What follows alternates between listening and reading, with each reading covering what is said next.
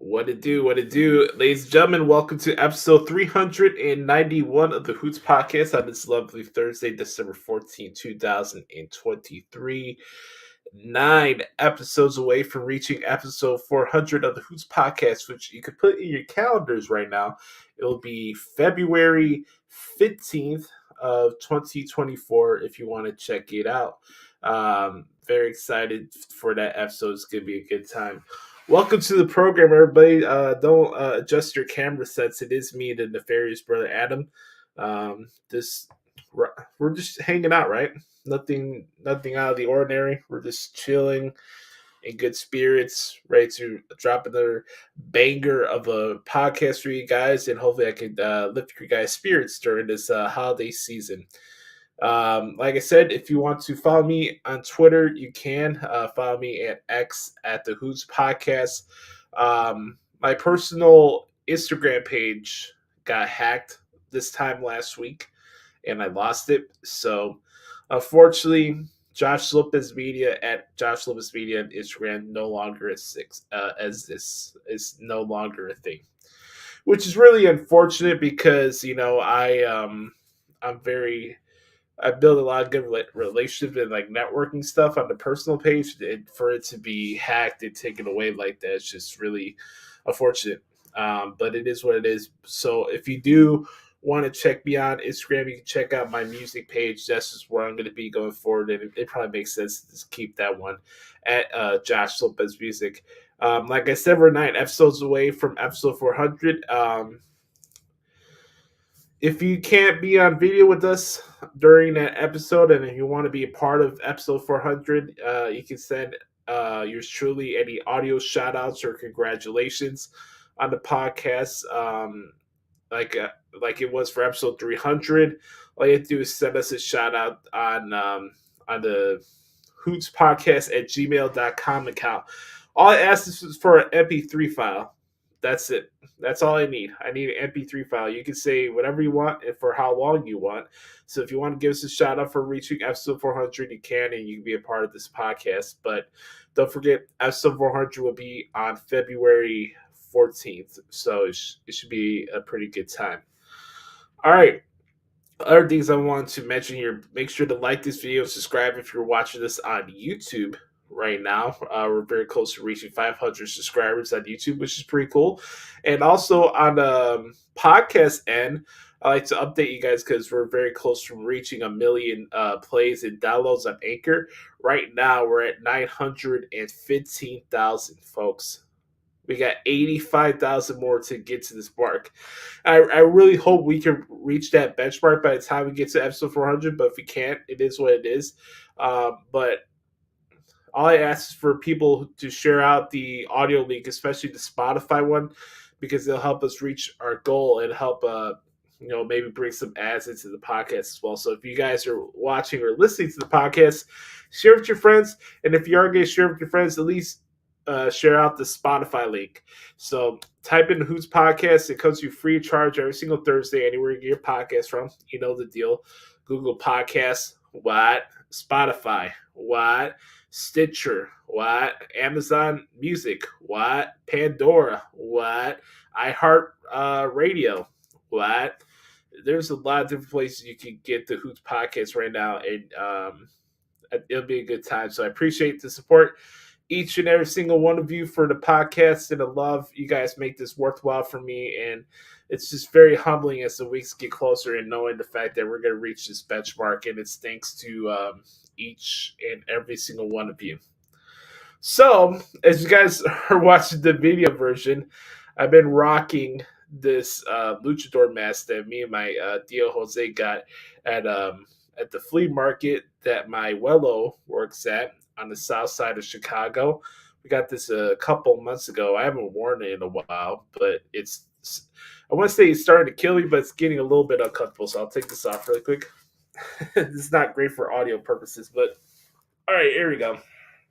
It's a pretty cool deal. I like the mask. It looks very nice. This is the back of it here, little like Aztec sign there, and that's what it looks like in the front. Mind you, don't mind the hair. I know I need to get a haircut. I did shower this morning. It's been a little crazy morning for me because I was doing my workout stuff, but I did shower, so don't mind the hair. All right. With that being said, there's also something else I would like to show you guys. Something new that came to my crib the other day. Something I bought. As many of you guys know, I was really bummed out for the fact that I wasn't able to attend Survivor Series War Games at the Rosemont Horizon, and knowing the fact that my guy CM Punk is back in WWE, I had to get the T-shirt. Not only the new T-shirt, but the T-shirt of the War Games show. So if you guys are watching on the video screen, there it is right there. I love this shirt. It feels great on me. The design is awesome. I want to give a shout out to Fanatics, who's like the new partner, I guess, with WWE with their merchandise stuff. This shirt is great. I love it. I literally bought this shirt right after the PLE was over, and I was just such on a cloud nine that night that like I had to get this shirt. So I'm glad I could add this to the collection here. I think I showed this one before, but if you guys haven't seen it, this is the picture I took of CM Punk when I went to the very first episode of Collision. So much for AEW hater, right? There you go. So I keep this as a little memory here in my office, in my recording room. So just want to show you some cool stuff there. Hey guys, this being completely transparent with you all, I'm in a great mood. I know over the last couple episodes and months specifically, I've been getting like really like vulnerable and honest, and hopefully I haven't steered you away or got you feel like this show is a little bit too depressive or whatever. I know I've really broached some uncomfortable subjects on air, and I'm proud of that, and I'm proud of the conversations we were able to have, and I'm very grateful for those of you who allowed me to let you into like my universe and let me to speak from the heart. I appreciate each and every single one of you for the support on that end, because it means a lot. It really does. It means a lot that you guys care for me outside of just my wrestling opinions, for whatever that's worth. The fact that you accept me for who I am as a human being is much more important to me, and especially as a guy who's been doing this for a long while, and I've been on my journey of finding myself. I think out of everything that's been going on in my life right now, like the main emphasis is just trying to define who I am. You know, like what is Joshua Adam Lopez? You know, there's a lot of things in between. Obviously, this weight loss stuff that I've been working on and noticing slight progress here and there. I got a checkup coming up on Monday. I'm excited to see how much I've lost in this time from my last appointment. So that's cool. I'm very, very happy with that. I'm happy with the progress. You know, just getting a little bit better with cooking each week. Now I got to the point where like, hey, like I'm doing my own like breakfast stuff, and then I'm doing like my own dinner stuff at the same time too. But really right now I'm just really in a good place, spiritually, mentally, and just overall. There's really not a lot in my life right now where I feel like drained. I'm very happy with the fact that I'm back on the grind with doing my articles. Would I wish I'd be doing some New Japan stuff and all these other promotions? Absolutely. But for the opportunity to have to cover like these main WWE shows and get paid for it like I wasn't before, I'll take that. You're not gonna hear a complaint from me on that end, because look, I'm just grateful that I got my job back, and it's 4 shows now that I want to cover, and that's the fun part of it. And I'm having a blast, and I'm having a fun time coming on here and recording the shows for you guys. You know, really, I'm kind of getting back to the point where I was a few years ago, where I just don't have like weight on my shoulders, like internally. Obviously I'm starting to lose weight off my shoulders too. I understand that part too, but more importantly, I'm just like in a good headspace with just everything in my life right now. I'm just really trying to take things one day at a time and try to keep my perspective on controlling the things I can control.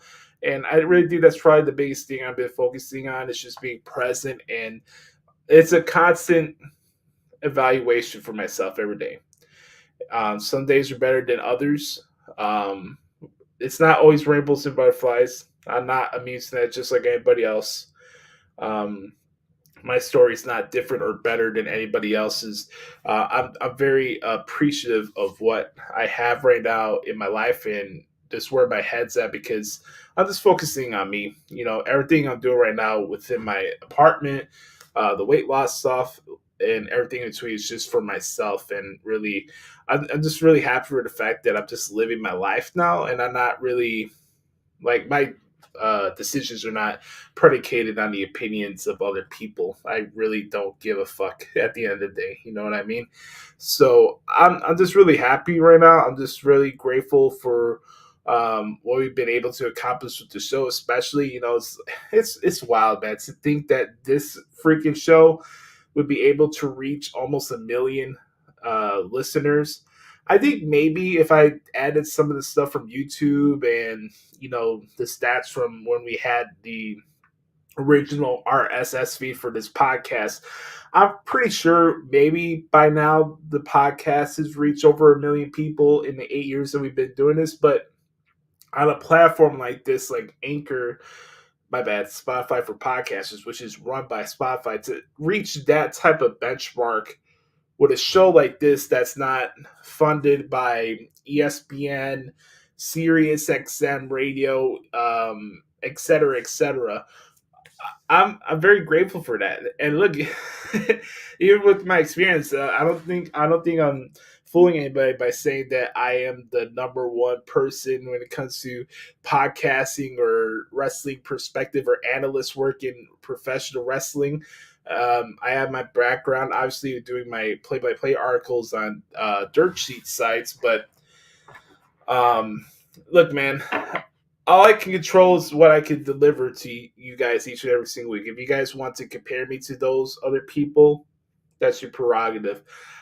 I know eternally that I can put my work against anybody else, and right now I just feel like I'm in a good space right now where it's not like I need to compete myself against that person and gauging my worth against somebody else. I know what my worth is now, and it's just I'm gonna let God handle the rest and steer me into that direction. So look, man, I'm really happy, man. I wanted to make sure for those who listen to this podcast that I don't want to bring people down or whatever. We do have some uncomfortable conversations, and the goal has always been to be like that, because I want you guys to feel like I'm sitting next to you and we're just having a conversation about life and stuff like that. So the person that you're watching and listening to right now, it's the same person if I'm hanging out with you at a party. Openly admit that I've been very shy at times growing up, and I don't run from that fact. I own that. But given the 8 years I've been doing this show, and then the 10 years I've been in the media business, to have a platform like this to get me out of that collective shell, it's just very cool. I know it's not easy for people. I know a lot of people who deal with like social anxiety and stuff like that, and doing stuff like this is not for everybody, and there's a risk. You're exposing yourself to a public platform. People are going to have their opinions about you. People are going to judge your look, et cetera, et cetera. Look, man, there's nothing else anybody can say that I haven't said to myself. And if anybody is watching for the first time, like, oh, you got to do this, you got to do that. Brother, I've been doing it for the last 7 months. By the time we get to WrestleMania, you guys are not going to recognize me. I'm going at this as best as I can with this whole weight loss stuff, and I'm seeing progress. And more importantly, it's not just like the number of what I'm losing, it's just how I'm feeling and the purpose behind it. And obviously, it's not like I wasn't cognizant of the fact that I needed to take care of my health. It's just, I own up to the fact that I let myself go when I got my heart broken, and that I'm not blaming anybody or accusing anybody. It's on my own. for why I got to where I was. But, you live and learn through those situations, and you just work in redefining yourself. And that's that's really what I've been doing since the end of May, since I moved out of my old apartment. So, man, life is good. I really got nothing to complain about. It's cool. The new year will be here. I'm turning 30 in May, which is crazy to think. So I'm looking forward to that. I wouldn't say I'm concerned about turning 30, but it's going to be here before you know it. And I really got to figure out and just put into plan like what the next chapter of my life is going to be. And for those who know, I kind of had my fill of living here in the city. I feel like I've done everything I can within the city. Have to deal with the politics and the ageism that comes with Chicago sports media, which I had multiple job interviews for the same position as both radio stations, but because of politics and stuff like that, you don't get responses, or you're too young for the position, and blah blah blah blah blah. And it's very limiting. With the line of work that I do, it's hard to have those type of radio gigs in the city. And there's a lot of things in my personal life too, where it's like, my grandparents are getting older, my parents are out doing their own thing, and I'm happy for both of them in both of their situations, which is really cool. My sister Alex lives in Sacramento with her girlfriend. A lot of my cousins are getting older. They're starting families and stuff like that. And really, outside of work purposes, and the one thing I would want personally, I can't have at this moment. And really, I'm just at the point where there's nothing left for me to do in this city. I've had my fill. There's no other purpose to be here, unless that one chick I've always wanted since I was a kid was available. But hey, life happens. You gotta move on. It is what it is. But with that being said, I'm just making sure that like I'm rebounding in a good way with the work stuff that I'm doing and reloading my bank account and stuff like that. And one thing after another, you start getting momentum. Hey, we got taxes coming around. Hey, you got this coming around. Look, it's part of life, right? Well, got to be adults. This one, you think you're making momentum, people are going to come after you. The need for money is real, I guess. But all that being said, though, I'm just really excited for here to continue to plug along and continue on with the story as we get to episode 400. And for those who continue to support the podcast, I thank you. Whether you watch it for 5 minutes here on Facebook or YouTube, or you listen to the podcast, I appreciate the support. So all that being said, we got a lot to discuss. And as always, if you want to help us out on the podcast, all I ask is for you guys to share the podcast link from Spotify with your friends. That's it. That'll be the best way to support this podcast, because the more Spotify listeners we get specifically, it'll help us get more ads on the podcast as well. So appreciate the support. All right. All that being said, we got a lot to get into this week. We're on the road to the Royal Rumble already. Christmas is going to be here around the corner. More CM Punk stuff going on. Obviously, I got the shirt on right here. I'll get to that in just a couple minutes. Got to talk about AEW. There's a big topic this week. It's about TV negotiations and their future and stuff like that. We got to address that. And then I'll do my football picks like I usually do. And then, we'll wrap it up with the questions that we do each and every single week. By the way, for those who are watching live on Facebook or YouTube, you can send me questions during the show and I'll answer it during the Q&A segment. So don't be shy. If you have something you want to know about me, about the podcast, our future, or like wrestling, life, whatever's on your mind, I'm open to any suggestions. So all that being said, let's get to our first segment of the week. And when we come back, we'll talk about what happened this week in WWE.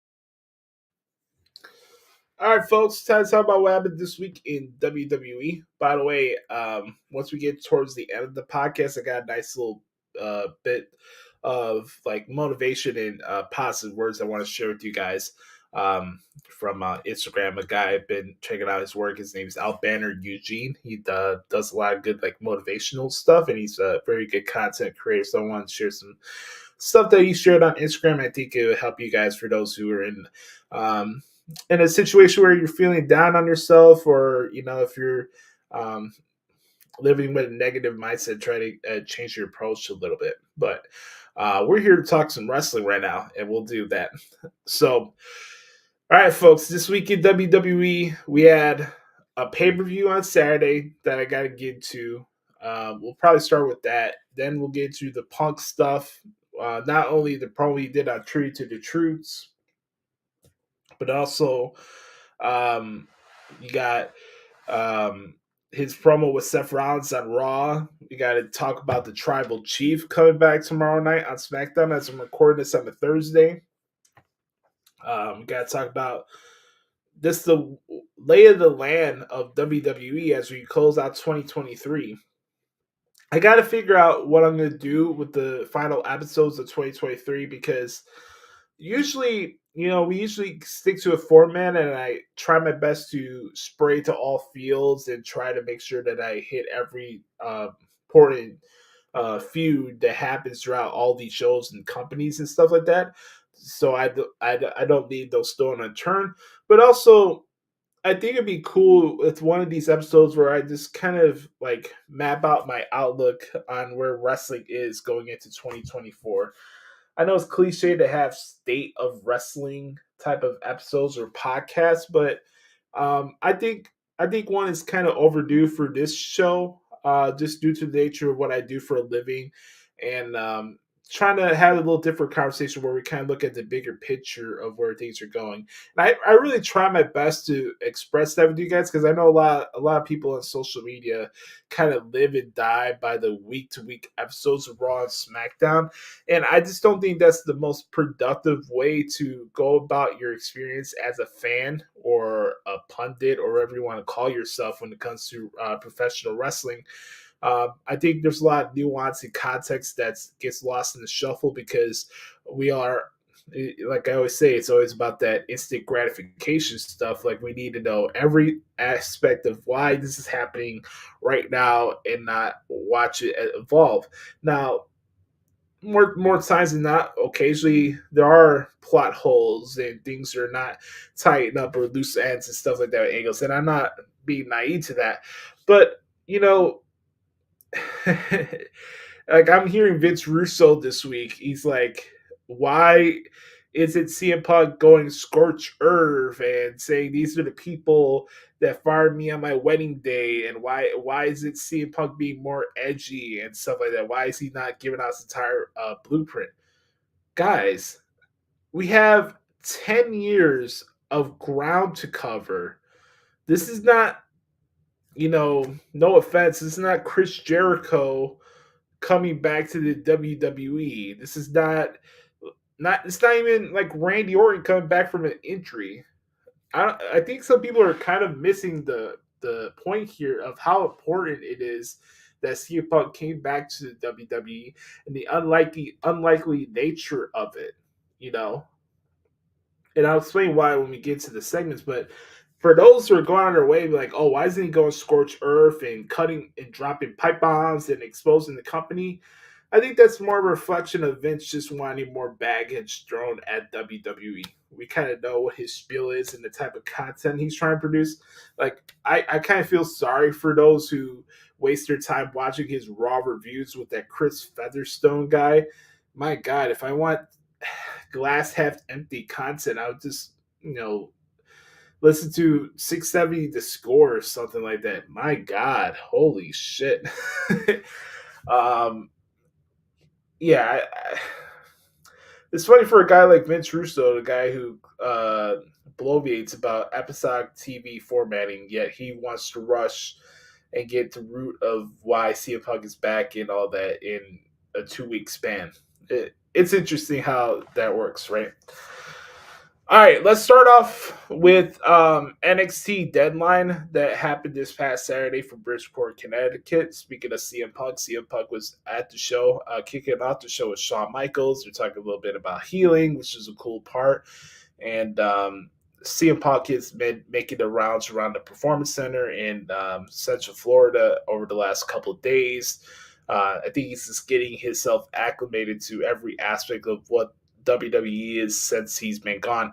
Let's think about this too. CM Punk was not in WWE by the time the Performance Center was built and got open. You know, he wasn't there. He was out of the company by that time, and you know, he's always expressed that he wanted to help younger talent. So now he's there. He obviously we all know about the dynamic and the the whole father daughter stuff with him and Cora Jade and Roxanne Perez. And I think that stuff is cool. Like I see those pictures being floated out there and stuff like that. I think he had another picture with Lola Vice and something like that, which is cool. But CM Punk showing up and doing his stuff in NXT, even though he's not a superstar there, I think that's cool. And I honestly would not be surprised if CM Punk is on the first episode of NXT on the CW.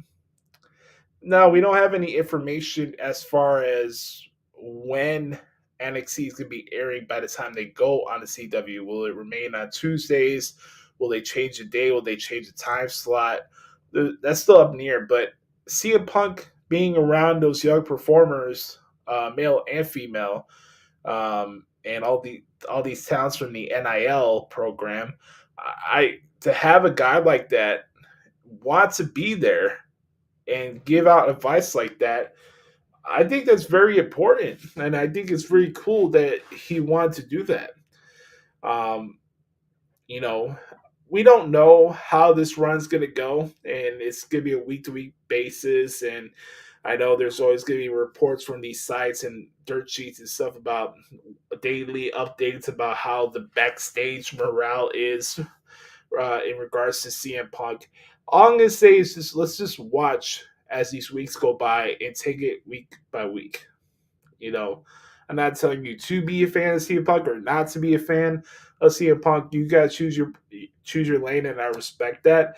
But like these daily updates about here's the locker room morale from NXT with how CM Punk conducted himself. Oh, here's the locker room morale at SmackDown. Here's the locker room morale at Raw. Like, and what's I think sometimes with like these dirt sheet reports, like they're kind of missing the cue that some of the stuff that they're reporting is just basic common sense in how you carry yourself at a job in life.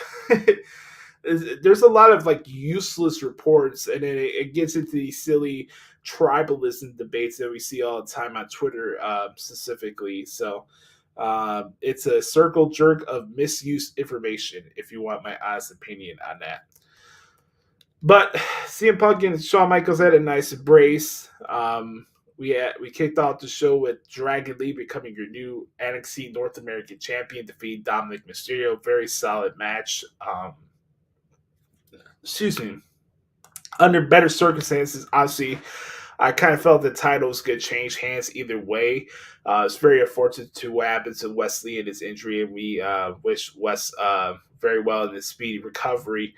To have Dragon Lee be the guy to take the title off of Dominic and having Ray there on commentary, it was a nice feel-good moment, and I thought the match was pretty good too. So shout out to Dragon Lee.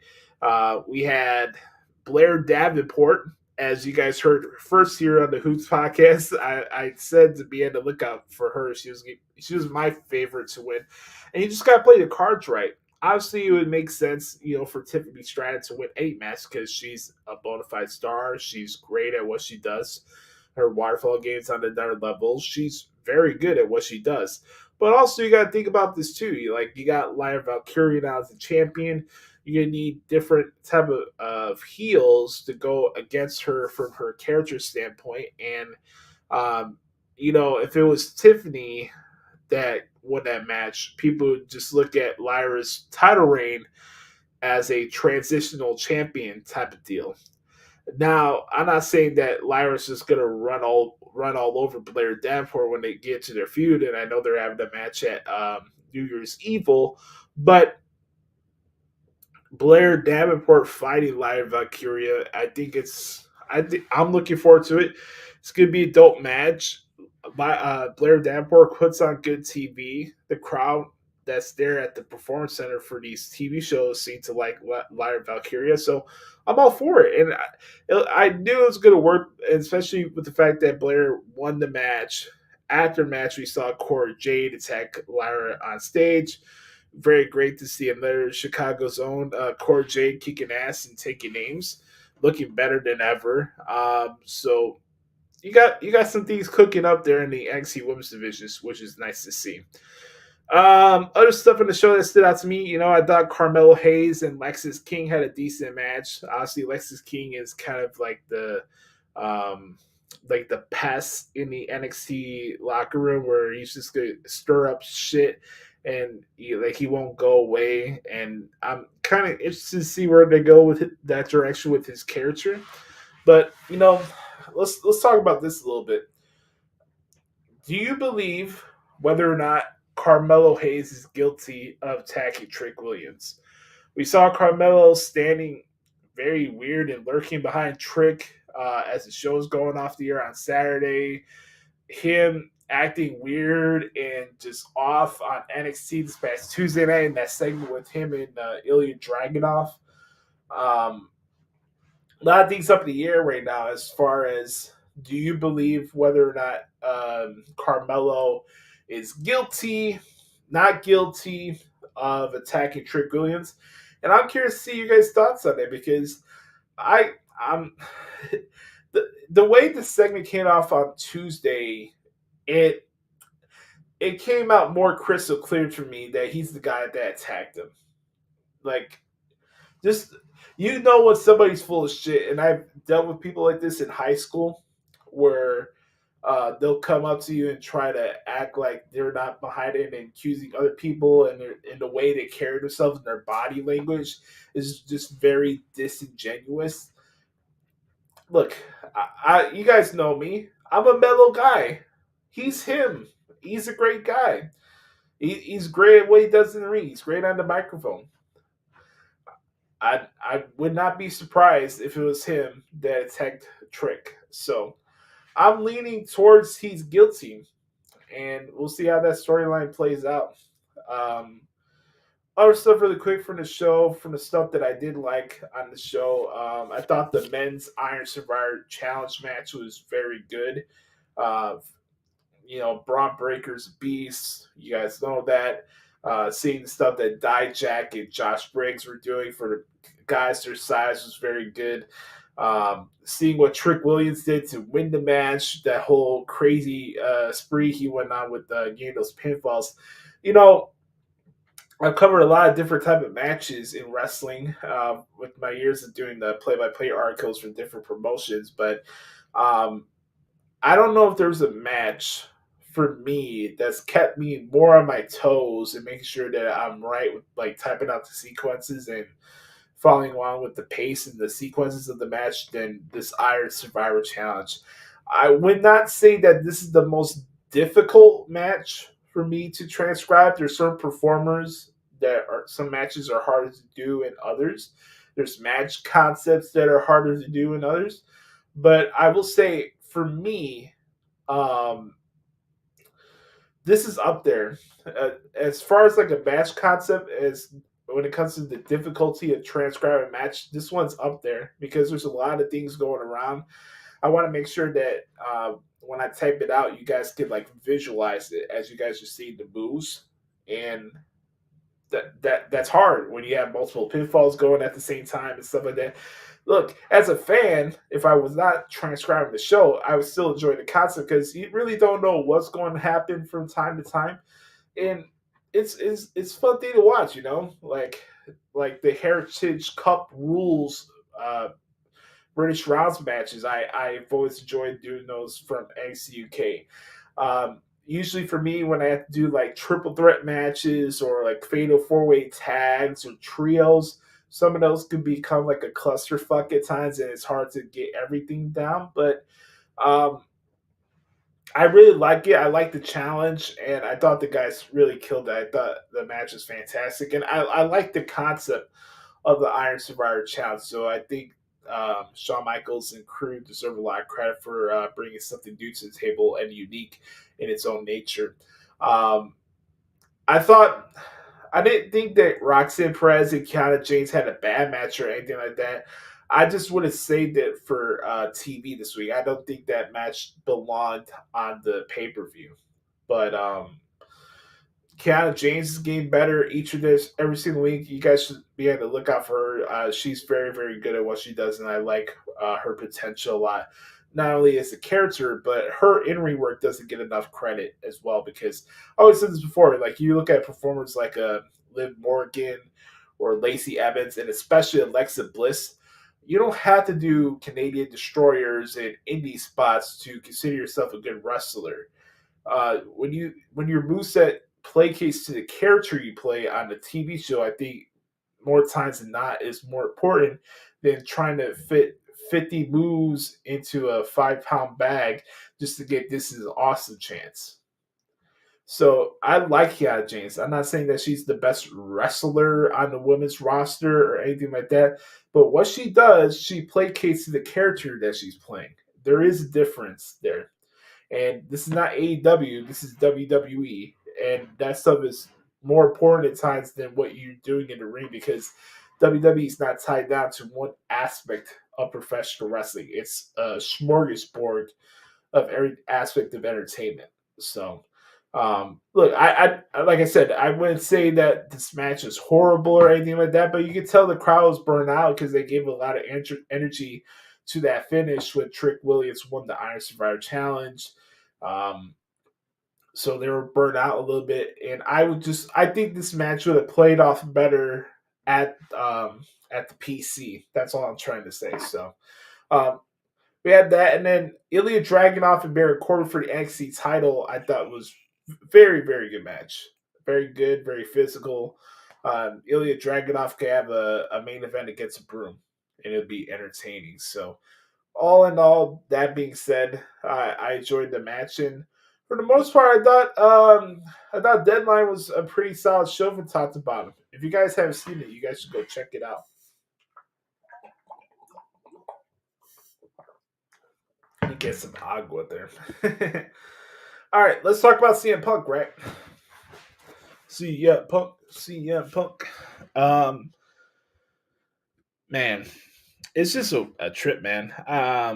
I think there's a little bit of part of me that's still trying to process the reality of the fact that he's back, and this the way this year's gone by, like time's gone by so fast. Just think about it, this weekend will be 3 weeks now since CM Punk has been back in the company, and we've seen him on Raw twice. He's been on SmackDown last week, which we're getting to in a couple of seconds, and then I mentioned he was at Deadline. Now he's signed to Raw. Now he's entering himself in the Royal Rumble. I got a T-shirt of his.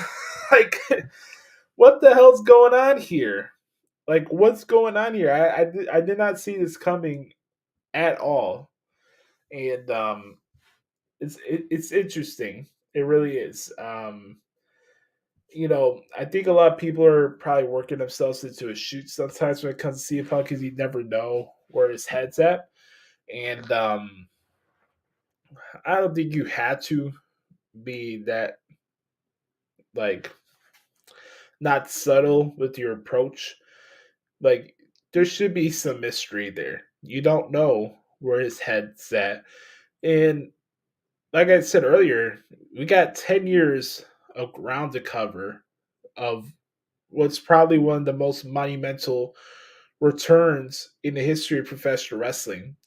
I always scuttled when people were like, "Oh, when he returned to WWE, it wouldn't have the same impact as it was for him when he made his debut at the United Center." Well, metrics, the eyeball test, especially, and what we see on television says otherwise. I don't think a lot of people could really recognize the magnitude of how much it is of a big deal that CM Punk is back in the WWE, and how much better off he seemed to be presented and the vibe of what he's been doing over the last couple weeks than he was in a year and a half or so he was in AEW. So, for me, man, obviously it's always a great time. I get to see my favorite wrestler back. He's, it looks like he's in good spirits. He's happy. You're looking into his eyes. You can see the vibe. He hasn't had a match yet, but um, it's been a good time, and I'm pretty sure once we get closer to the Rumble and he's having more matches and stuff like that, I'm sure there'll be the whole honeymoon phase will start to dwindle a little bit. But thinking about the fact that CM Punk did come back to WWE and where WWE is at this current juncture, I think we're in the makings of a crazy run over the next couple of years because we really don't know what the future is going to look like for Roman Reigns once he does drop the undisputed Universal Championship. But with all the young and rising baby faces on the roster and these veterans who've been killing it, like Kevin Owens and Sami Zayn and Drew McIntyre recently, and et cetera, et cetera. And then the people, the influx from NXT people, once they start coming up, man, like, I'm not saying that we're going to get close to the Attitude Era or anything like that, but um, I think we're in for some really fun content to go over these next couple months, especially going into WrestleMania season. And it's apropos, man. It's the 40th anniversary of WrestleMania. You should have your best content out there. There's so many different questions that are out there, man. Like, will CM Punk actually win the Royal Rumble and main event of WrestleMania? Who will he go against? Will Cody get his chance to finish his story? Will um, Jay Uso fight Jimmy, or will it be a three-way with all brothers fighting each other? Will The Rock come in and fight the Tribal Chief? What is Randy Orton doing at WrestleMania? What's going to happen with LA Knight? Will he get a chance to win the Rumble, or will he fight Logan Paul at WrestleMania? So many different questions. For the women, will it be Rhea versus Bianca, or Rhea against Becky Lynch? What's going on with Charlotte Flair? I hope she's in good spirits. I heard she got a bad injury over the weekend, which just sucks to see.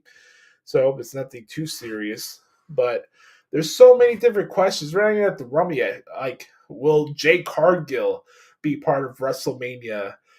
There's so much up in the air right now where we really don't know what the next couple of months are going to look like. How's it going to play out for Damian Priest? Will he have a successful cash in with his briefcase or not? There's so much up in the air, and Punk, in a lot of ways, is the biggest X factor of all of it. And he brought up all these different scenarios of people he could interact with or have matches with in his promo on SmackDown this past Friday for the tribute to the Truth Special, which I really, really enjoyed. Maybe he could fight Kevin Owens. Maybe he could rekindle a program he had with Randy Orton. Who wouldn't want to see that again? Um, maybe he could be friends with LA Knight. He could, you know, remind Roman Reigns who the real Paul Heyman guy is. Stuff like that, man. There's just so much up in the air right now when it comes to CM Punk, and that keeps you on the edge of your seat, man. It's really fun to watch. So, Punk was on fire. He's like, oh, I heard a lot of people were upset or over the fact that he was happy-go-lucky. So you get to see the spicy version of CM Punk, and he goes through the whole roll call. He gives his little jab at Seth Rollins and stuff like that.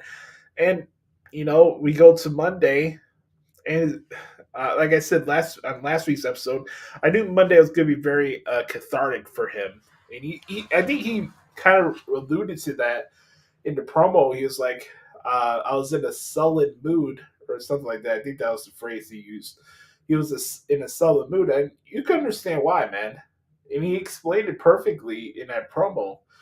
Obviously, he didn't mention the whole UFC fight. I don't think that's relevant to the conversation within WWE, but yes, that did happen in the same building Raw was this past Monday night. But, you know, made his debut there, had the title taken away from him from an uncontrollable situation, and then obviously the day he quit and decided to walk away. Look, I understand the whole, um, I would say, skepticism, I guess, to a certain extent, of where people believe the words are coming out of CM Punk's mouth due to what happened in AEW. And even the fact that CM Punk's my favorite wrestler, I don't condone the way he carried himself there. But I also understood where he was coming from at a certain time. Look, we all make mistakes. We don't approach things and say things at the right time for the right purposes. And, nobody's perfect. Um, you know, everything that went down in AEW never surprised me, for better or for worse. And like I said, man, I want to manifest the fact that maybe we could have CM Punk on this podcast. If Punk ever wanted to do an interview, where he could express his feelings on coming back and what really happened and stuff like that, I think this place, especially in this podcast, especially, would be the perfect place for him to express himself. So let's let Punk know that he should come on the Hoots Podcast. Reach out to him on social media, on Twitter or Instagram. Um, Let him know that you'd like to see CM Punk on the Hoots Podcast. And I really think that me and him can have a really good conversation. We can get into a lot of those contexts and substance topics, and where his head's really at this point and stuff like that, and talk about his like mental health. And I really think like the real interview that can really, I wouldn't want to do the interview with Punk just to get like headlines and just like seek dirt from him. Um, Obviously, I want to have a conversation with him because obviously he's my favorite wrestler. I want to beat the guy and I want to pick his brain a little bit. But I think it'd be a fun conversation for the wrestling fans, and it'd be a good conversation for him to for I want to give him a platform to kind of like debunk some of the like narratives that are out there for him, because I believe in that you can only speak for yourself. I can't speak for CM Punk. I can't. And I won't. I'm not going to insult people's intelligence. But, I really think if there was an opportunity for CM Punk to, have a conversation like that where it's not like where I'm just pestering with stuff with AEW stuff or whatever, like, or rehashing old stuff. I really think this podcast uh, would do wonders for Punk if you wanted to have that conversation. So if you would like to have CM Punk on the Hoots Podcast, I am manifesting it to happen before episode 400. So let Punk know that he should come on with Joshie, and let's cook something up, if you will. Punk had he went on. He informed Adam Pearce that he is signing to Monday Night Raw, and out comes Seth Rollins. Now, I put the title of this week's episode called "Good Business," and the main takeaway that I have from the week of wrestling this week is good business. Think about it. We all saw Seth Rollins' reaction at the Rosemont Horizon once CM Punk came out after that War Games match. I was downtown last Friday. I here and there every other week I go downtown and relax and just walk around downtown, get my steps in and stuff like that, and go around Navy Pier. And while I was at Navy Pier, I was listening to Seth Rollins' interview with Jimmy Trania from Sports Illustrated. By the way, Jimmy does a lot of really good interviews with wrestlers. He's had Heyman on there. I think he's had Michael Cole. He's had a lot of different people on his podcast over the years, and he had Seth Rollins as a guest this week. And it was a very, very good conversation. I want to play a little bit of it for you guys here, so you could get the context, if you will. So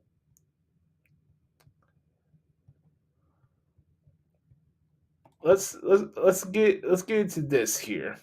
I want to play a little bit of this. This is from the Sports Illustrated podcast. You guys can go check it out on audio versions and stuff like that. I want to play a little bit for you guys here. So let's put the screen share here and let's play a little bit of the Seth Rollins interview before we get to their promo that happened this past Monday night on Raw. So here we go. As a WWE superstar, in character, out of character, either way, does it annoy you you're not given a heads up? Yes. Upon reflection, it's easy to understand why something like that would be kept as close to the vest as possible. So I understand why, very few people knew what was going on that day. But in the moment, I was extremely emotional. We'll just put it that way. In the moment, after everything we'd been through and everything the company had been through with that particular person as well, and then the night itself, the match, Randy's return, all of it, it was a very emotional moment for me. Obviously, if you have any amount of social media, you kind of saw how I reacted in the moment, and it was a very raw, real, emotional response for me. Did I go too far? Maybe, but it was what it was. I can't take it back. So I write a column every single day for SI.com, and 99.9% of the time on Mondays, I always write about something that happened in the NFL. And that Monday, I had to put the NFL aside and write about you, because I wrote that you made CM Punk's return with your reaction that got caught on social media. And I've interviewed WWE guys on here for so many years. I try to be as respectful as possible. And I would never, ever ask anyone who comes on, real or fake. I know that's an insulting question. And I don't even want to ask work or shoot, because I feel like I sound like a douchebag asking you this. But I have to ask, was your reaction a work or a shoot? Like I said, it was an extremely emotional moment for me. Everyone knows how I feel about CM Punk. I've not made it any more transparent over the past few years. Nothing has changed in that regard. And in that moment, I was extremely emotional, and you got a lot of a real raw emotion from me. And I don't usually get that worked up about much, but you caught me off guard. And there was a lot of real emotion there. So that's probably about as much as I can say on that without going too far. You said a lot of bad words. I did. And I regret that part of it, because I do take my responsibility as a role model for our younger audience pretty seriously. And so that part of it, I do have regrets over. I wish I would have handled myself with a little bit more composure. But like I said, I can't take it back.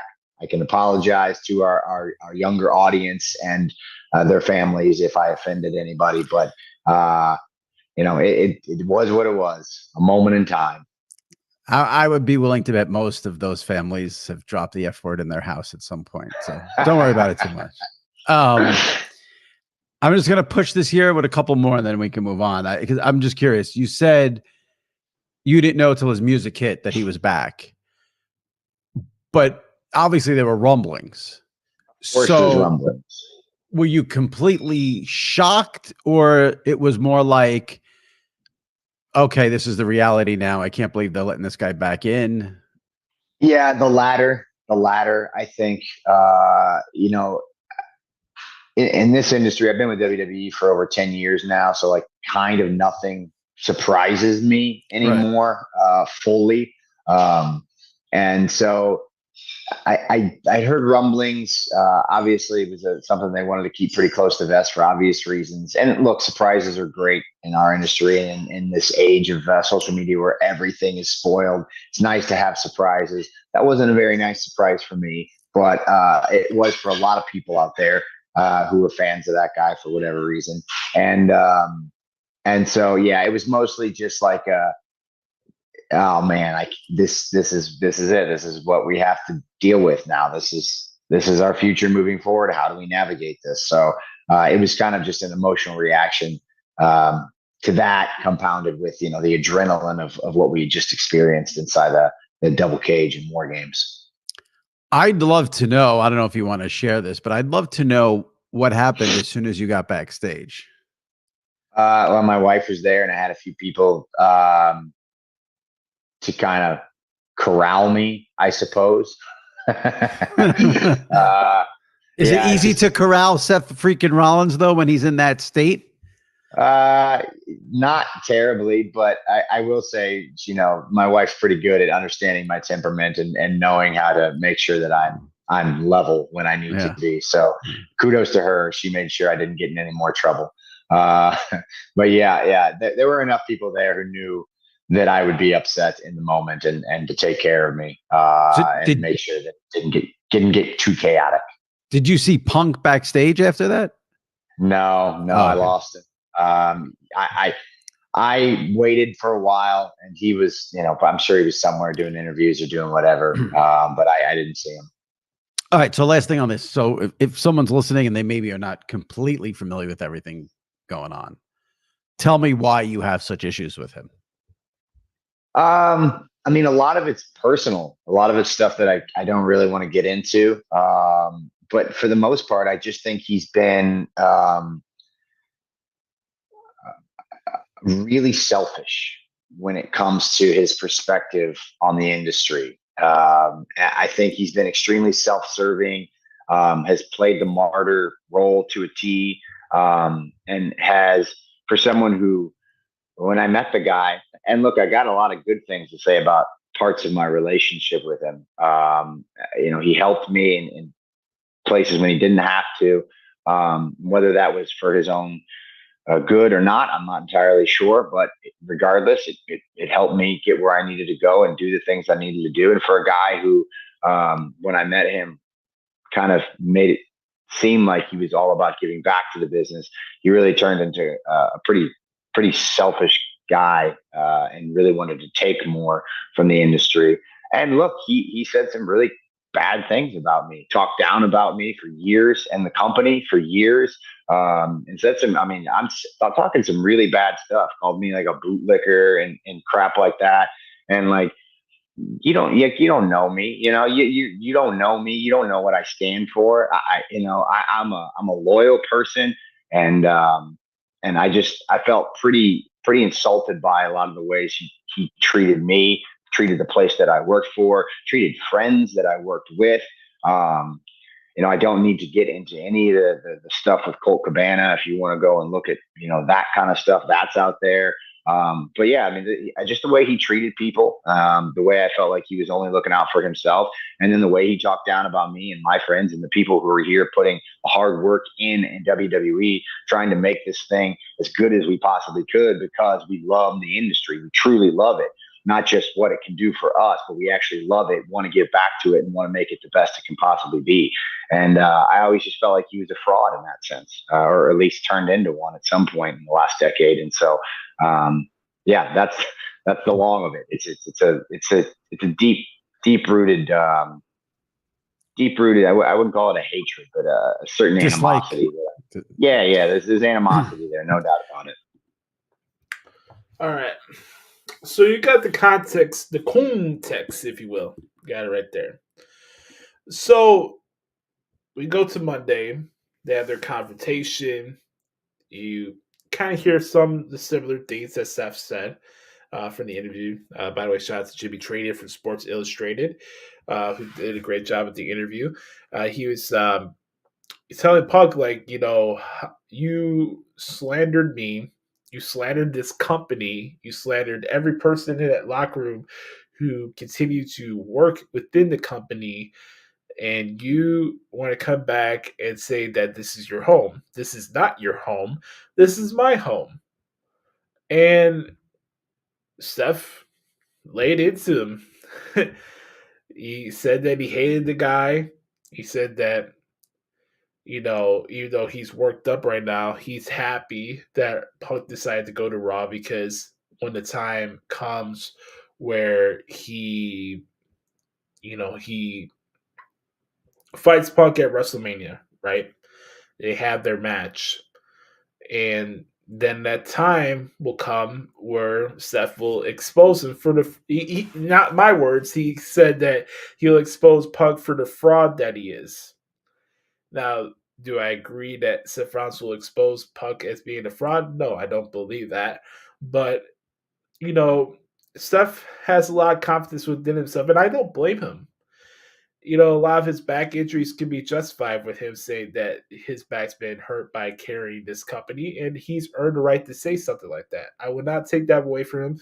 I wouldn't look at him as him being arrogant if that was his mindset or whatever. I think in a lot of ways that Seth Rollins has felt a little bit unjustified in the work he's been given and the work he's delivered to the audience over the last 5 years specifically. And especially during the time where him and Punk were going back and forth on social media when Punk was doing the backstage show. Obviously, there is animosity there. There is that cannot be denied. You know, I don't know what else there needs to be said, but here's the difference of what makes WWE and what makes AEW. You got legit heat with these guys. We don't hear a backstage report of a fight. We're not hearing that, there was a meeting to make amends and make peace with each other. And here we are. They just had a promo segment on Raw, face to face, and they're handling their business because they're professionals. This is not a daycare center for malcontents and bruised egos of past WWE performers. That's the difference. That's the answer. Now, those two had their interaction on Monday. That's all I need to see until we get to the Royal Rumble or after. Obviously, these two are not fighting each other for the world title at Rumble. Punk being in the Rumble match is the right decision to go to. But in the meantime, as we get closer towards the end of the year, I think a lot of people would like to see maybe one match from CM Punk on TV beforehand. I don't mind if they hold him off from fighting until the Rumble match because it'll be a full circle moment. Obviously, that'll be legitimately 10 years to the day from his last WWE appearance for him to have his first match back at the Rumble. I already said it on my end, which is ironic on my end too, that the Royal Rumble in January is going to be a very special moment for me in my career because it'll be also my anniversary, my 10-year anniversary of being a wrestling media member. So the Rumble is going to be a special night for me, regardless of CM Punk wins the Rumble match or not. I'm really looking forward to it. It should be a very, very cool night indeed in Tampa, Florida. All that being said, though, I do want to mention some other stuff from the show that I liked.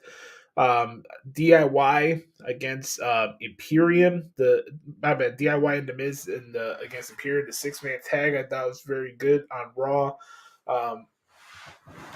Excuse me. I want to give a shout out to Drew McIntyre and Jey Uso. Very good match. I thought Drew McIntyre had some really good comments on his appearance in the bump this week, where you could tell there's a chip on his shoulder. And I think he compared himself to Kevin Owens as the guy who's like the most relatable or whatever, or justified wrestler for his actions. I don't disagree with that, man. Drew McIntyre's been putting out some good TV. And then obviously we had Cody and Nakamura. They had their match. Nakamura blinds Cody with their miss as Cody was going for the Crossroads. Would not be surprised if these two have another rematch on the first Raw of 2024. Speaking of that particular show, they also said that Seth Rollins will be putting the World Heavyweight title on the line against Drew McIntyre on that show on January 1st. Literally, January 1st, we'll have a Monday Night Raw. So Looking forward to that. The day one edition of Raw. No. So that was that. Coming up tomorrow, we have SmackDown in Green Bay, Wisconsin, which makes the return of the Tribal Chief. And boy, are people anticipating to hear what he has to say because, Punk had some choice words towards Roman.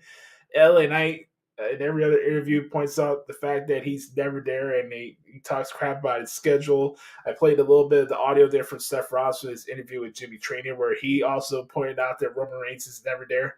I think Roman Reigns is going to have some few choice words for everybody that's kind of dogging him right now.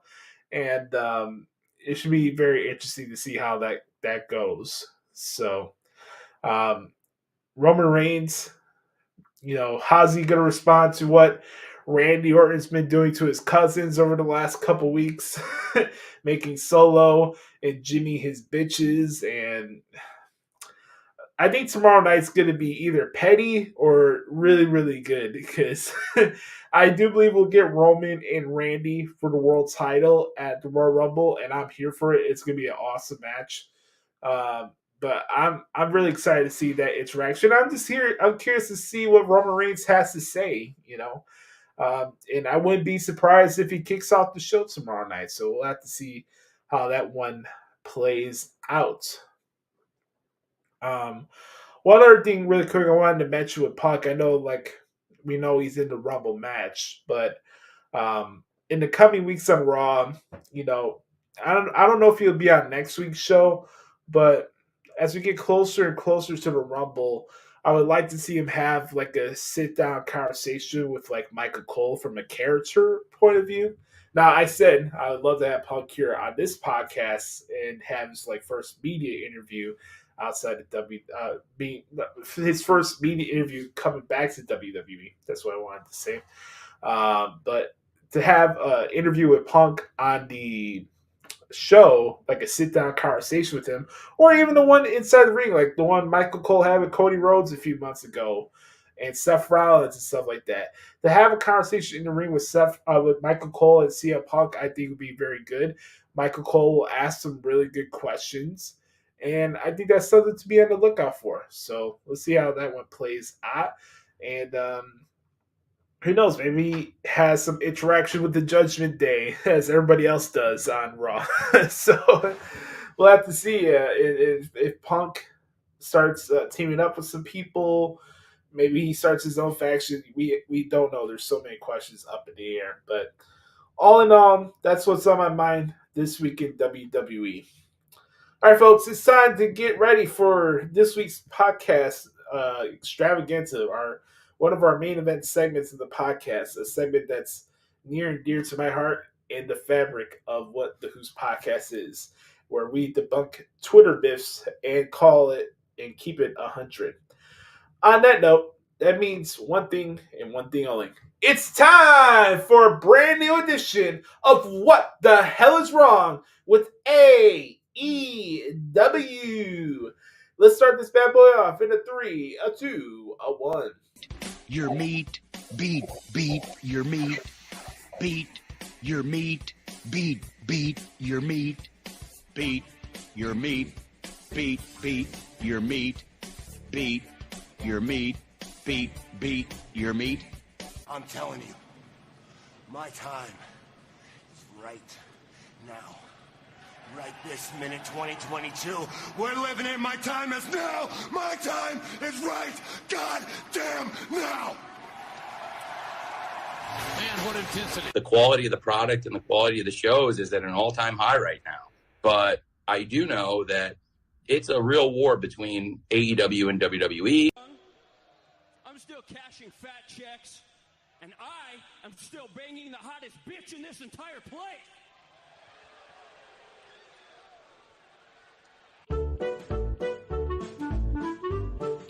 It's time for What the Hell is Wrong with AEW?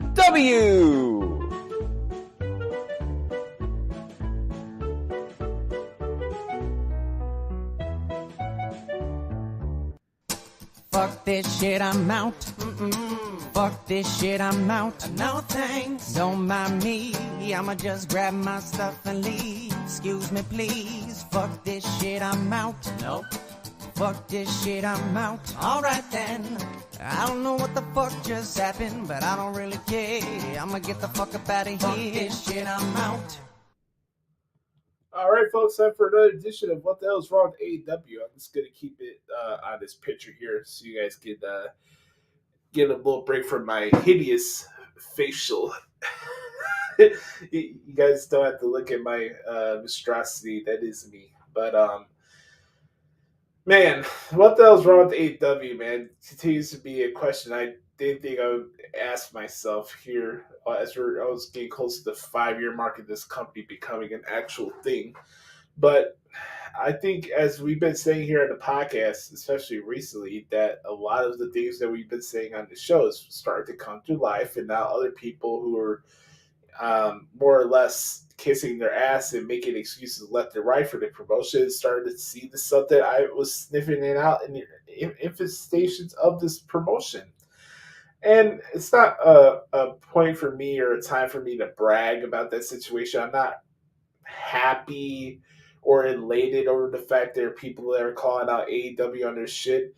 I think to a certain extent it's kind of sad that it's got to this point, but, you know, I just think it's really unfortunate that it's got to this point now where people are actually calling them out on their bullshit when they could just snip that out in the beginning and hold it to a standard. Because I really think one of the bigger crux of the issues that I've had with AEW over the years is just the name of it itself, and with the fact that it doesn't really have an identity. There's really nothing elite about AEW. Now, are there great performers like MJF and Kenny Omega and FTR, et cetera, et cetera? Absolutely.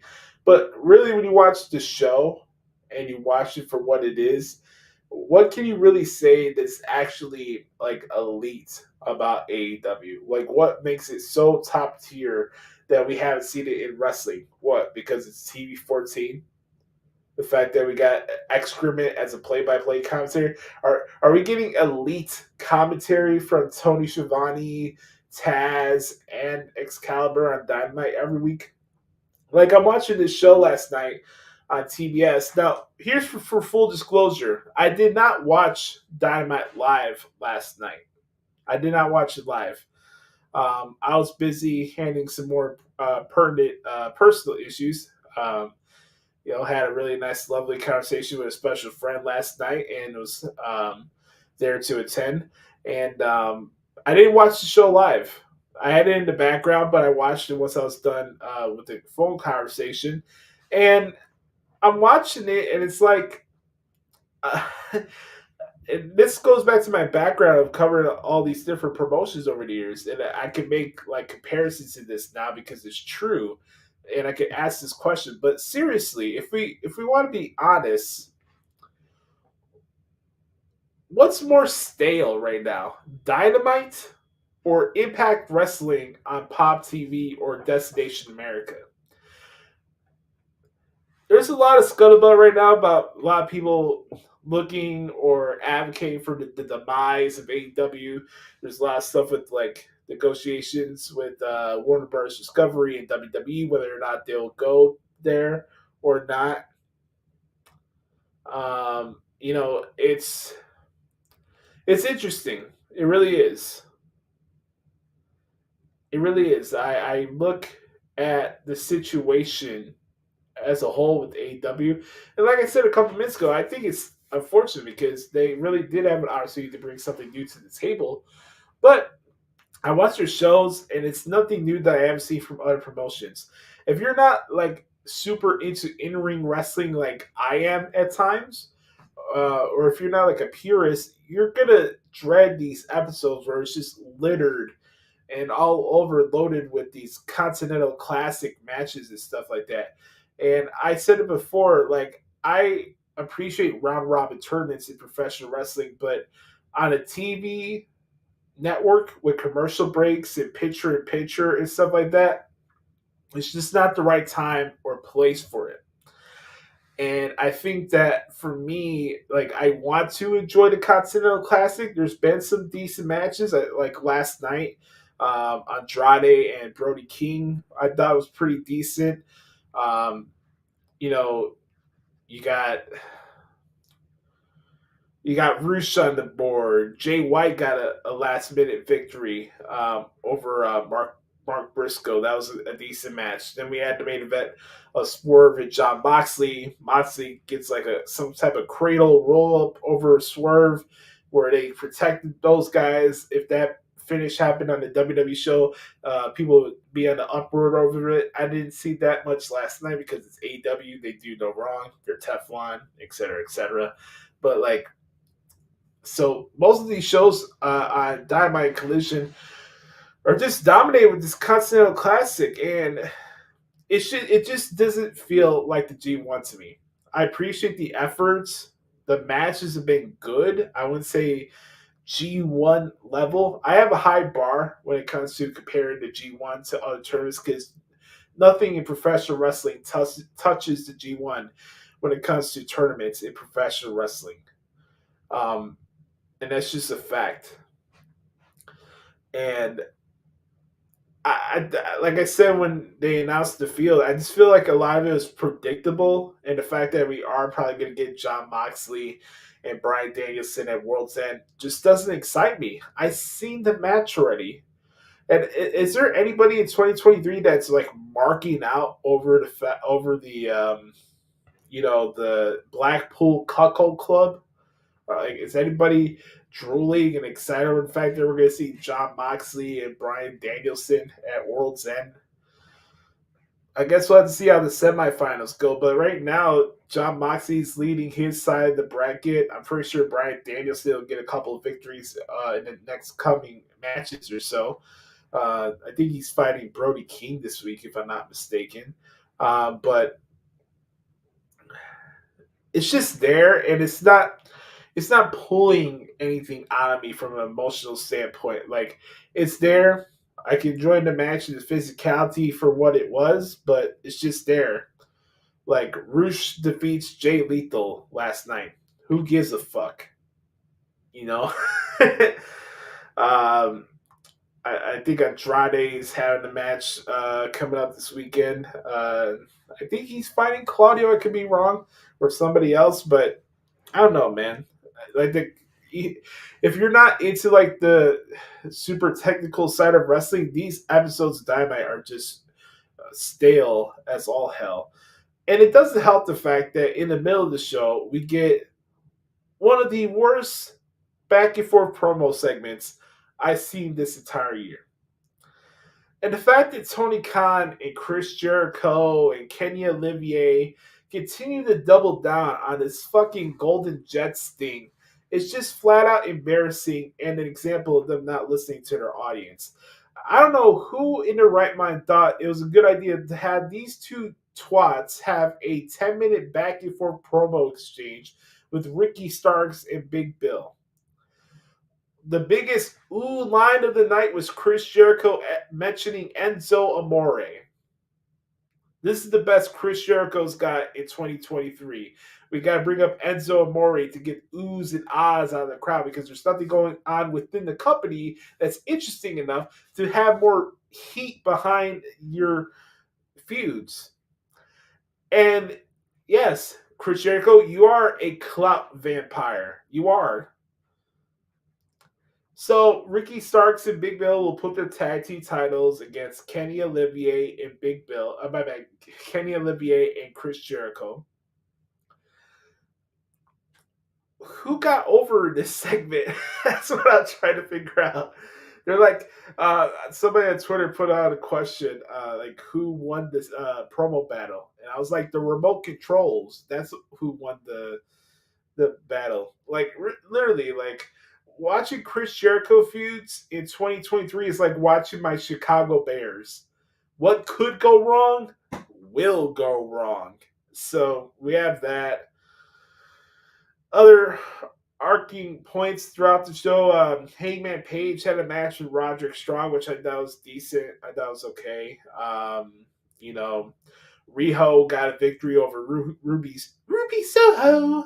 And you got Tony Storm on commentary that happened last night as well. And then Samoa Joe's out there accusing Hangman of being the guy behind the devil mask and stuff like that. We see Hangman get jumped in the parking lot area, glasses being break. I'm telling you right now, in the occasion that Jack Perry is the devil, I will take back every single thing I've ever said about the House of Torture and the Jericho Appreciation Society. Because nobody in their right mind believes that this group being led by Jack Perry is going to mean anything. Not the Firm, whatever the fuck they're going to call this group, I don't know, nor do I care. The fact that Jack Perry, of all people, is going to be the devil in this whole situation just tells you everything you need to know about where AEW is right now going into 2024. Dude is change my channel heat. I'm not a fan of his. I don't like his work. He's generic as all hell, and his promos are ass. And that's the guy that was the catalyst to CM Punk coming back to the WWE. So you're going to reward him by being the guy who is the devil and trying to fracture the relationship between MJF and Adam Cole. And it's just like, look, I have sympathy over the fact that Adam Cole got injured. That's an unfortunate situation. And who knows, maybe Adam Cole may be the devil at the end of the day.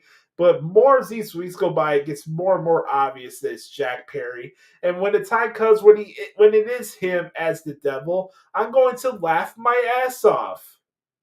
And I'm going to sit here with a smile on my face as they get just due of ridicule. You know, Tony Khan loves to put out these tweets on Twitter during the show. Justified, this is awesome chants. Well, guess what, Tony? You're going to get some justified, you are a fucking CLAHN tweets. How about that? Let me do my excrement impression before I start losing more brain cells thinking about this promotion. Here we go. Coming to you live tomorrow night on TNT is another stellar edition of AEW Rampage. Here are your matches. We have Orange Cassidy teaming up with Rawson, Marshall, Von Erich taking on the team of Jake Hager, Matt Menard, and Angelo Parker. From there, we have Don Callis family members Powerhouse Hobb and Kyle Fletcher in tag team action. From there, we have Anna Jay taking on Red Velvet. And our main event, it's a trios match featuring Top Flight and Action Andretti taking on Penta El Zero Miro, Commander, and El Hijo del Vikingo. Then coming up on Friday as well, live on WatchROH.com. Watch it on Honor Club. It is the 2023 edition of Final Battle. Here's the matches on the card. Coming up first, we have Dalton Castle against Commander, against Kyle Fletcher, against Lee Johnson, against Lee Moriarty, against a person to be determined in the Survival of the Fittest Finals for the vacated Ring of Honor World Television Championship. From there, we have Keith Lee against Shane Taylor. In an I Quit match features Ethan Page against Tony Nese. And the Jay Briscoe Memorial Fight Without Honor match, it's FTR and Mark Briscoe taking on the Black Bull Cuckold Clubs, Bryan Danielson, Jon Moxley, and Claudio Castagnoli. And for the Ring of Honor Women's World Championship, it's Athena against Billy Starks. And also on the card, we have Hijo del Vikingo against Black Taurus. More matches to be announced. Make sure to follow Tony Khan on Twitter at Tony Khan and get all your tickets right now at AWTIX.com or at ROHTIX.com. Woo! On that note, we post a question each and every single week. Let me know, what do you think is wrong with the AEW? This has been What the Hell is Wrong with AEW.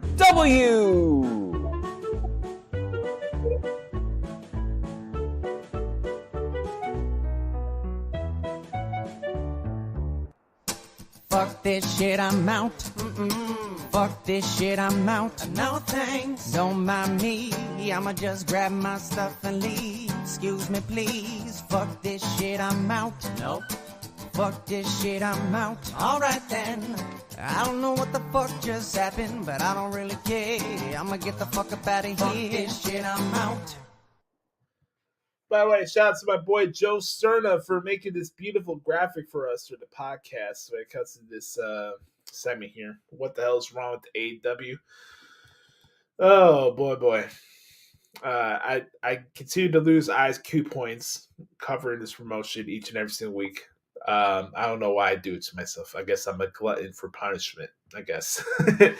On that note, let's get to our next segment of the podcast, which for the first time since the inception of this podcast in this segment, we have a two-time winner.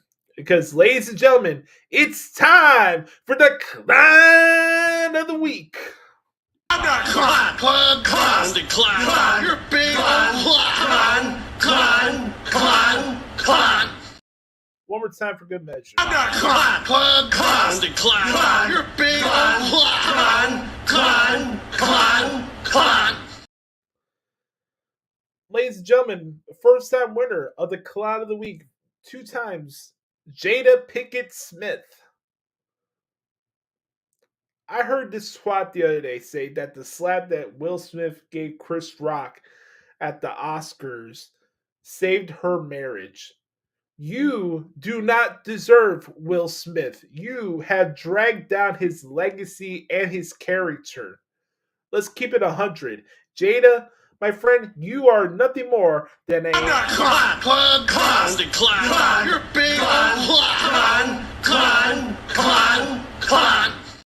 Also, another honorable mention, the Los Angeles Dodgers giving Shohei Ohtani. Guess what, Dodgers?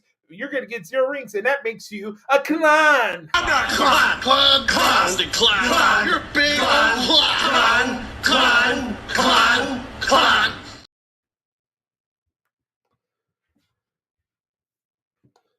Oh, boy. Jada Pinkett Smith and the Los Angeles Dodgers, congratulations. You two are the CLAHNs of the week. All right, let's get some football picks before we get to our main event segment this week. Don't want to keep you guys here too long, but here we go. Let's do this really quickly. For Thursday Night Football tonight, with the fact that Justin Herbert is out for the rest of the season, I am going with the Raiders over the Chargers. Shout out to my boy Adam Daly. I got the Bengals over the Vikings. By the way, there's 3 football games on a Saturday. There's a triple header coming up this Saturday, so be on the lookout for that. So I got the Bengals over the Vikings. I think the Steelers rebound and get a victory over the Colts in Indy. That should be a good game. I got the Lions over the Broncos.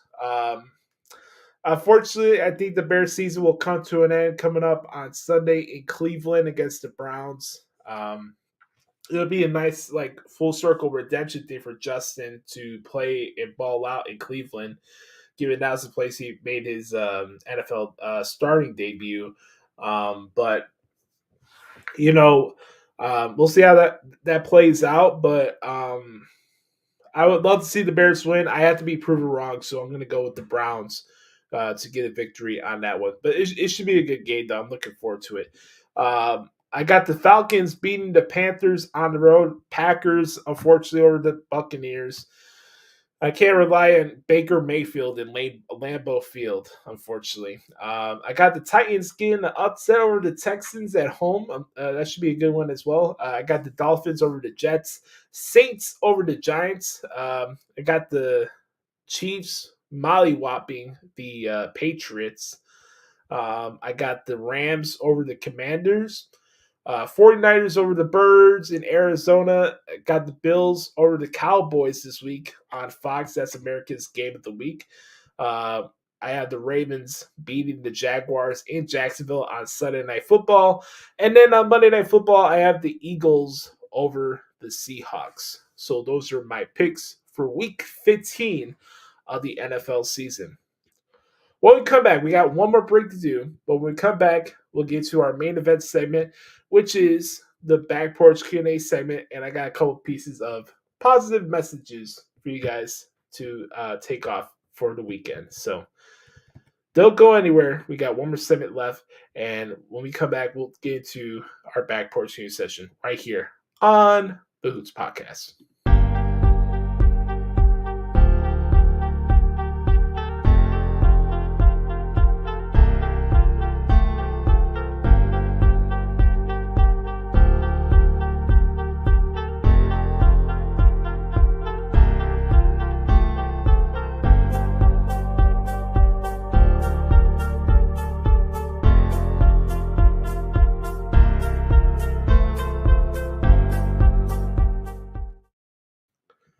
All right, folks, time for the Back Porch Q&A session right here on the Hoots Podcast, our main event segment. As always, if you want to participate in this segment, if you want to ask me a question, anything that's on your mind, positive or negative, or anything regarding the show, let me know. No questions off limits here on the Hoots Podcast. By the way, for those watching on YouTube or Facebook, please do me a favor and like the video and subscribe to our channel as we get closer to 500 subscribers. That would really mean a lot to us, so we appreciate the support. All right, let's go to the good brother Chris Zaletta. Chris Zaletta at XTeamZaletta24X on Twitter. Throw up the X for Chris. Shout out to you, good brother. Thanks for always participating on the podcast. As always, what up, Oos? Here's some questions for the Q&A this week. In your opinion, who's in the current NFL MVP race? Good question. I'm going to go with Brock Purdy. Maybe a little slight mention to Jalen Hurts, maybe. I think I'd be remiss without mentioning Lamar Jackson. Obviously, he's been having a really good rebound year with the Ravens, so I think Lamar's in the conversation as well. Who else? That's a good question. Nope, nobody from the Lions, that's for sure. Yeah, those are the main ones off the top of my head, for sure, as far as MVPs are concerned. Maybe you want to throw Dak in there, but I gotta see more. I'm not buying the hype. Will the Trick Mellow Gang problems start to come full circle at New Year's Eve? Yes and yes. Favorite match from NXT Deadline? Well, outside of the main event, Chris, for me, my favorite match from Deadline was the men's Iron Survivor Challenge match. That was my favorite one to type out. But Dragunov and Corbin is a close second. That was a fun one to do as well. Will the Creeds be the ones to take the tag titles off of Balor and Priest? I'm going to say no. I know they've got their match coming up this Monday on Raw. It'll be a fun time, but I think it's a little too early right now for the Creed brothers. We'll have to see how that plays out, but I think sooner or later, Balor and Priest will lose those tag team titles. It depends on when, and you get to see more of the Ascension. And I think Damian Priest is going to get more paranoid as the weeks go by. So I wouldn't expect the Creed brothers to win on Monday, but I think they'll have a good showing, and them losing will get some sympathy from the crowd too. So I'm looking forward to the match. It should be good. Was Monday an excellent starting point to Punk and Rollins? Yes.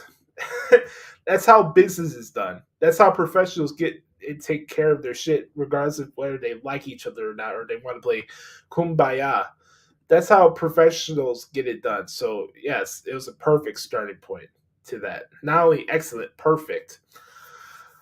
Where do you put Adam Pearce among authority figures? I think Adam Pearce is underrated. I think he's done a lot of good work. He's really had. I think compared to other authority figures, I don't know if he would be as memorable as like Teddy Long or Big Johnny, because a lot of people hated him on screen and behind the scenes too. So I don't know if Pierce is at that point too, but he's been doing some good stuff. And I think Nick Aldis, over the first couple of weeks that he's had the position on SmackDown, he's been doing a good job as well. What matches have you enjoyed from the Continental Classic? I liked Brody's matches for the most part. Everyone that he's had so far, like the one he had with Claudio and Collision was very good. The one he had with Andrade last night on Dynamite, I thought was good. Swerve and Jay White's match was very good over a couple weeks ago. Swerve and Mark Briscoe had a good match. I didn't watch the Bryan Danielson Daniel Garcia one because I seen that match already. I already know what that looks like, but those are the few ones here and there that really stood out the most to me. And I thought Jon Moxley and Jay Lethal was decent as well. So those are the main ones that stood out the most to me. And also Moxley and Rush was a very good match as well. In your opinion, who are the core four in the current NXT Women's Division? Okay, Tiffany Stratton, Roxanne Perez, right? Cora Jade. As It's a really good question because there's a lot of different women to choose from. I think right now it's definitely Tiffany Stratton, Cora Jade, Roxanne Perez, and you could throw in either Kiana James, Fallon Henley, or let's see.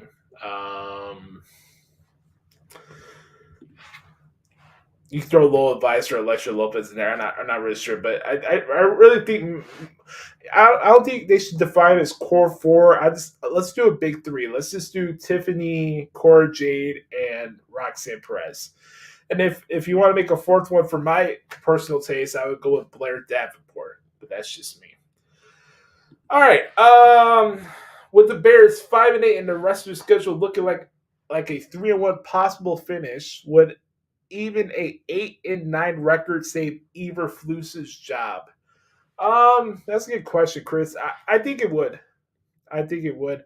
I had my doubts of him getting fired. I know a lot of people in the radio stations here in the city want him to go because he's not the most appealing guy on the microphone when it comes to the press conferences and stuff like that. And for whatever reason, people in the city base performance on the press conferences as merits him being the good or bad head coach. I don't believe in that. I know it's an entertainment business as well, but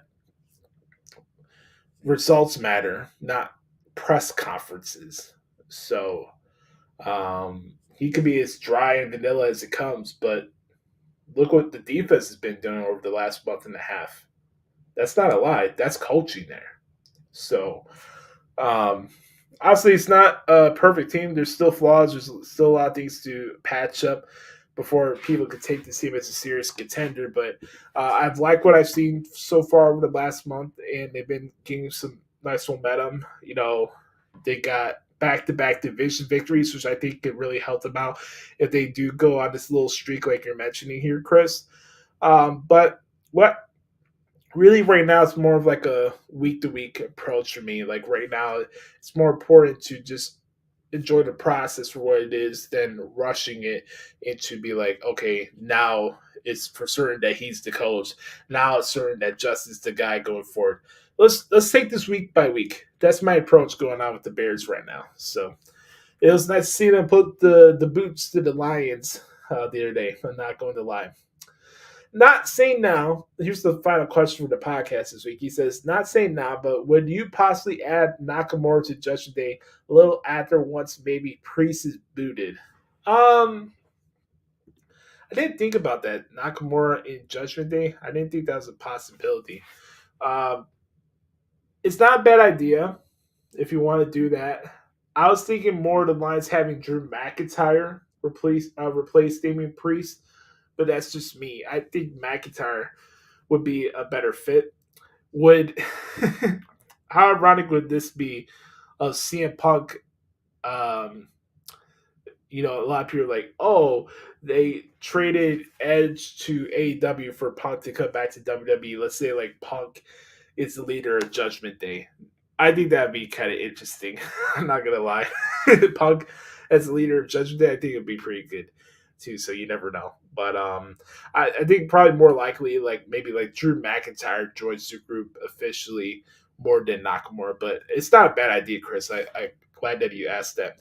And I appreciate you, brother, for sending questions each and every single week. And I appreciate each and every single one of you for hanging out with me, man. I had a lot of fun recording these shows, and we had another fun one in the books here for you guys. So before we get to the plugs, I made a promise earlier in the show I wanted to share a couple bits of wisdom for you guys this week, and I want you guys to gain some positive momentum and mindset. And there's a great content creator on YouTube that does like a lot of motivational speeches and stuff about religion and relationships and stuff like that. And I gained a lot of wisdom from him. Now, a lot of he says it's not applicable to situations that I'm dealing with at this present moment, but it's stuff that I've dealt with in the past. But, you know, you guys know that I'm a big advocate for healing and stuff like that. And his name is Albiner C. Eugene Jr. You can follow me at Instagram at ThisIsAlbiner. And he's had some really good content, and I wanted to play it for you guys. So here's Albiner, a couple pieces of nice wisdom as we head into the weekend here, and you can thank me later. Will force something. Here's the first one. Here we go. Generation to say this goes for friendships, families, your spouses, even people you're trying to date. Listen to me. You're gonna have a hard time if you live your life trying to see what people can do for you. It has its place. But when it comes to really long-lasting and meaningful relationships, your posture should be not what you can do for me, it's what can I do for you? How can I serve you? Now watch this. Immediately when I say that, people are gonna be like, but see, I'm tired of what I can do for other people. When is somebody gonna do it for me? And let me encourage y'all, that type of relationship is not what I'm talking about. Intimacy is categorized by it being mutual. It's when two people have that posture where they're both saying, how can I serve you? What can I do for you? That's intimacy. We'll force something that's not mutual. Instead of being held accountable for our decisions, we blame people. How can two walk together lest they agree? Especially relationships, the meaningful ones. It's not one-sided. And it's not all about me. It's when two people make it about each other. Because it's so important in our generation to say this goes for friendships, families. Hold on. Because it's so important in our generation. Sorry about that, guys. So that was the first one I wanted to share. Very good. Like I said, make sure to follow Albert on Instagram. You can follow me on Twitter. Follow me on Instagram as well at Joshie Lopez Music. I played that first one. I thought that was very good. And this one, for me, was very powerful for me. Like maybe you guys know, I'm in a transitional period of my life, and I'm about to turn 30 in a couple months. And this one is very good and very powerful. I think you guys will like this one as well. So, to those who are in transition, you're leaving one place and you're entering into another. It's just as critical of keeping your heart right while you're in a type of exodus. Proverbs 3 verse 5, trust in and rely confidently on the Lord with all your heart, and do not rely on your own insight or understanding. And in all your ways, know and acknowledge and recognize him. He will make your paths straight and smooth, removing obstacles that block your way. But do not be wise in your own eyes, but fear the Lord with reverent awe and obedience, and turn entirely away from evil. It will be health to your body and refreshment to your bones. This is my encouragement to those who are in transition and feel like they need to make a move because of all the pressure around them. You can wait on God to give you your next steps, especially if it involves people. Keep your heart right. And I worship God through the process, during the transition. Wherever I was previously, I'm going to make sure I leave honorably. And that's going to propel me into my next season. Remember, we want the blessing of the Lord. And I'm telling you, especially for those of the people that are coming to What's the Word, the celebration, December 16th, a lot of people are going to get their next step that's going to propel them into this next season. It's going to be a powerful time. And I'll play one more here. This one is about trust. And I think a lot of us, especially in the relationship context, struggle with trust and communication. This one is one of the most powerful videos I've ever watched. This is the last one I'll play. What I've learned is when there's a breach, when trust has been broken, what I've learned, this goes for men and women. You have to understand it takes such a long time to build trust, in one moment to destroy it all. You have to be willing to do whatever it takes to earn the trust back. Hear me. I don't mean, someone constantly testing you and it almost feels like a never-ending journey of earning the trust. I'm not saying that. It's what I've learned. Someone can decide to forgive you, say, you know what, I'm going to give you another chance. Someone can decide to come back together, but that doesn't mean they're not going to be triggered no more. It doesn't mean that they're not going to be affected when they see signs, or they may have a night where they can't stop thinking about the breach. They can't stop thinking about the betrayal. And you may have to deal with emotions. You may have to deal with anger. You may have to deal with frustration. You may have to deal with scenarios where you may say, bruh, that happened last year. Come on, that happened mad long ago. I thought we was done with that. what I've learned is you got to be open to all of that. You got to understand when there was a breach, and even if someone takes you back, or even if someone decides to still be friends, still be in that romantic relationship, still be in that marriage, see, you have to be, if you value that relationship and you're saying you acknowledge the mistake you made, you acknowledge the bad decision you made, you have confessed or admitted to the wrong in the relationship. When there was a breach, you have to be open to being patient, to being understanding, and saying, you know what? I know you're triggered, and I'm sorry again for the breach. And I understand how the breach has deeply affected our relationship. Watch this. You can ask this beautiful question and code it with this beautiful statement. If there's anything that I can do that can restore some level of security or stability to our relationship after I broke your trust, please let me know. And I am willing, here's the statement, and I'm willing to do whatever is needed. That's how much I value this relationship. Ask that person, is there anything I can do that can start the journey of restoration, and let them know I'm willing to do whatever it takes. That's the first part. Here's the second part. The last thing that I found that causes a breach in relationships, but yet no one stepped out. When you're angry, please just watch what you say. When people are angry, they say things they don't mean. But once it's said, once you release something out of anger, even if you don't mean it, there's a breach. And there could be a lack of safety, security, stability, and it can have a psychological effect on that person. Your words cause great pain. I know it's hard because emotions are high.